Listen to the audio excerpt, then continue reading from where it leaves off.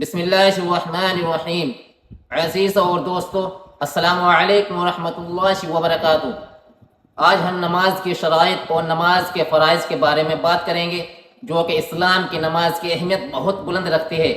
نماز اسلام کے بنیادی ارکان میں سے ایک ہے اور ایمان کی حقیقی تصویر ہے۔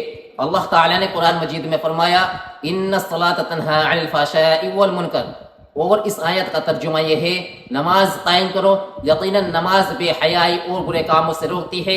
اس آیت میں اللہ رب العزت نے نماز کو برے اعمال سے روکنے والی شے قرار دیا ہے۔ اور ایک حدیث میں اللہ کے نبی صلی اللہ علیہ وسلم نے فرمایا، سب سے پہلے جس چیز کا بندے سے قیامت کے دن حساب لیا جائے گا وہ نماز ہے۔ اگر نماز ٹھیک نکلی تو اس کے سارے اعمال ٹھیک ہوں گے۔ نماز کی 7 شرائط ہے۔ پہلی شرط ہے بدن کا پاک ہونا، دوسری شرط ہے کپڑے کا پاک ہونا، اور جس جگہ نماز پڑھتے ہو اس جگہ کا ہر قسم کی نجاست سے پاک ہونا ضروری ہے، یہ تیسری شرط ہے۔ اور چوتھی شرط ہے سطر کا چھپانا۔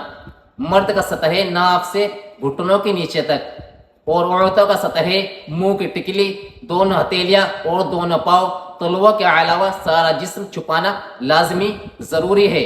پانچویں شرط ہے نماز کا وقت پہچاننا، یعنی جو آپ نے نماز پڑھنی ہے اس کا وقت ہونا ضروری ہے۔ مثلا آج نماز عصر ادا کرنی ہے تو یہ ضروری ہے کہ عصر کا وقت شروع ہو جائے۔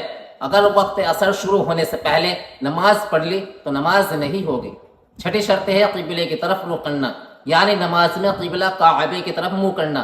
اگر نمازی نے بلا عذر شدید جان بوجھ کر قبلے سے سینہ پھیر دیا، اگرچہ فوراً ہی ہو، تو نماز آپ کی فاسد ہو جائے گی، یعنی نماز ٹوٹ جائے گی۔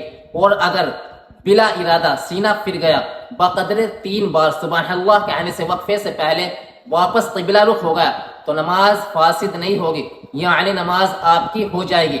7ویں شرط ہے نیت کرنا، اور نیت دل کے پکے ارادے کا نام ہے۔ زبان سے نیت کرنا ضروری نہیں، البتہ دل میں نیت، لیکن زبان سے کہہ لینا بہتر ہے۔ یہ 7 شرط ہو گئی نماز شروع کرنے سے پہلے۔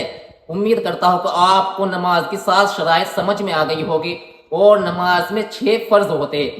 پہلا فرض ہے تکبیر تحریمہ، یعنی اللہ اکبر کہہ کر نماز شروع کرنا۔ دوسرا فرض ہے قیام، یعنی کھڑا ہونا۔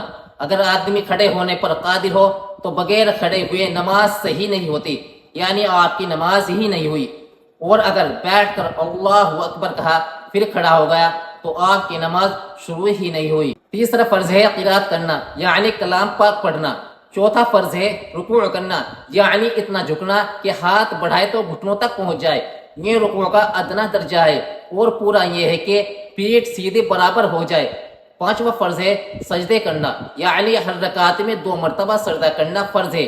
اور چھٹا فرض ہے قعدہ آخرہ، یعنی مقدار تشہد بیٹھنا، یعنی نماز کی رکعتیں پوری کرنے کے بعد اتنی دیر تک بیٹھنا پوری التحیات یعنی رسولہ پڑھ لی جائے فرض ہے۔ یہ میں نے آپ کو نماز کے اندر کا فرض بتائے ہیں۔